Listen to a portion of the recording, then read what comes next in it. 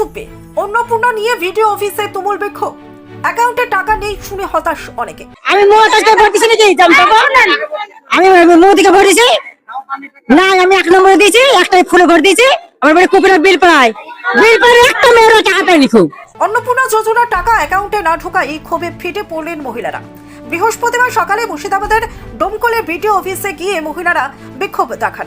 তাদের অভিযোগ, সরকারি প্রকল্পের টাকা পাওয়ার কথা থাকলেও নির্ধারিত সময়ে অ্যাকাউন্টে জমা পড়েনি টাকা। একই ইস্যুতেই জনকে ভিডিও অফিসেও বিক্ষোভ দেখান মহিলারা।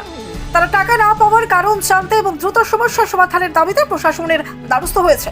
প্রযুক্তিগত ত্রুটি, নথিপত্রের সমস্যা নাকি অন্য কোনো কারণে টাকা আটকে রয়েছে তা নিয়ে তৈরি হয়েছে প্রশ্ন। প্রকল্পের টাকা কবে ঢুকবে সেই উত্তর জানতে প্রশাসনের কাছে দ্রুত সমাধানের দাবি জানিয়েছেন বিক্ষোভকারী মহিলারা। ঘটনার জেরে দুই ভিডিও অফিস এলাকায় চাঞ্চল্য ছড়িয়েছে। ব্যুরো রিপোর্ট, বাংলার বার্তা। আমি অন্নপূর্ণা ভান্ডার একবার পাইনি, বলেন আমাকে 3বার ঘোরানো হলো, গেছে 3বার ওই ঘরে।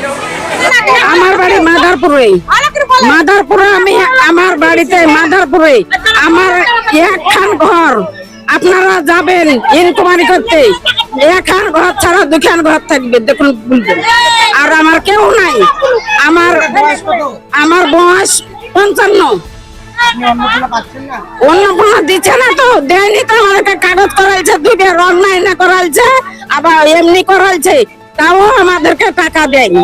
যে লক্ষ্মী ভান্ডার পেতাম 1,500 টাকা করে সবাই পেয়েছে, তাতে কোনো অনুরোধ ছিল না আমাদের। এখন অন্নপূর্ণা ভান্ডার দিতে লাগে একজন পাচ্ছে, একজন পাচ্ছে না, এটাই আমাদের।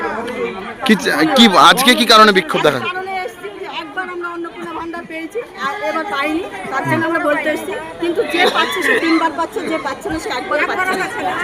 অন্নপূর্ণা ভান্ডার যদি দিতেই হয় তাহলে সবাইকে দিন, না হলে দিতে হবে না। সেই 3,000 টাকা করে যদি একজনকে সবাই কিছু লোক বন্ধ করো তো। তাহলে 1,500 কে দেন, সবাই পাক। আচ্ছা, ওটার জন্য বিক্ষোভ দেখাতেন, তাই তো? আর আমরা আজ অব্দি সরকারি কোনো অনুদান পাইনি।